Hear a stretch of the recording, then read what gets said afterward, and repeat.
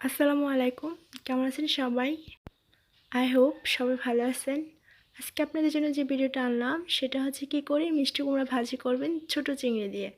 মিষ্টি কুমড়া ভাজি অনেক ভালো লাগে যদি সাথে হয় একটু চিংড়ি।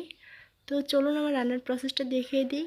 তবে তার আগে বলে দিচ্ছি, যদি আমার রান্নার প্রসেসটা ভালো লেগে থাকে অবশ্যই চ্যানেলটা সাবস্ক্রাইব করবেন আর আমার চ্যানেলটা একবার ঘুরে আসবেন, অনেক রকম মজার মজার রান্না পাবেন।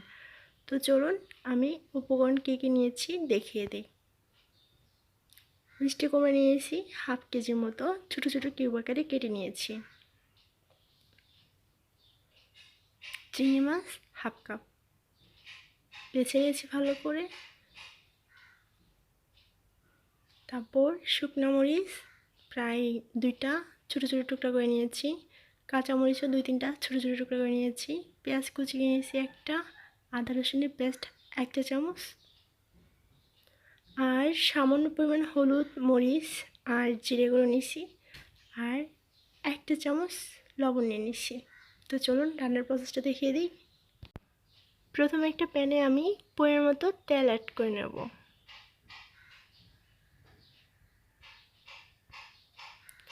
তেলটা গরম হয়ে আসলে হালকা, এর মাঝে আমি শুকনো মরিচগুলো অ্যাড করে দেব। এগুলো হালকা একটু ভেজে নেব, তাহলে সুন্দর একটা ফ্লেভার বের হবে ভাজি থেকে। ভাজা হয়ে আসলে পেঁয়াজ কুচিগুলো অ্যাড করে দেব। এখন এগুলাকে একটু ভেজে নেব। ভাজা হয়ে আসলে এর মাঝে আদা রসুনের পেস্ট অ্যাড করে দেব, একটু নেড়ে নেব আর প্রায় আধা মিনিটের মধ্যে একটু ভেজে নেব, তাহলে আদা রসুনের যে কাঁচা স্মেলটা এটা চলে যাবে।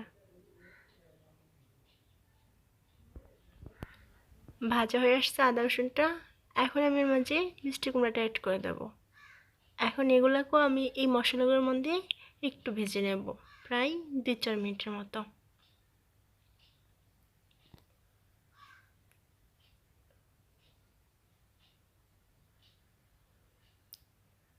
ভেজে নিছি 2-4 মিনিটের মতো। এখন এর মাঝে আমি চিংড়িগুলো দিয়ে দিব,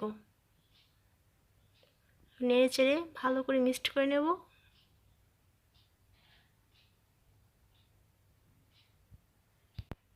দেখুন সবগুলো উপকরণ নেড়ে চেড়ে মিক্সড করে নিচ্ছি। এখন এর মাঝে আমি হলুদ মরিচ লবণ আর জিরে এগুলো অ্যাড করে দেব, কাঁচামরিচ অ্যাড করে দেব। আমি ভালো করে সবগুলো মিক্সড করে নিই।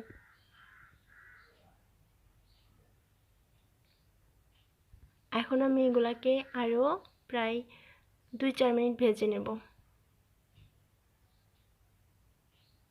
ঢাকনা ছাড়াই।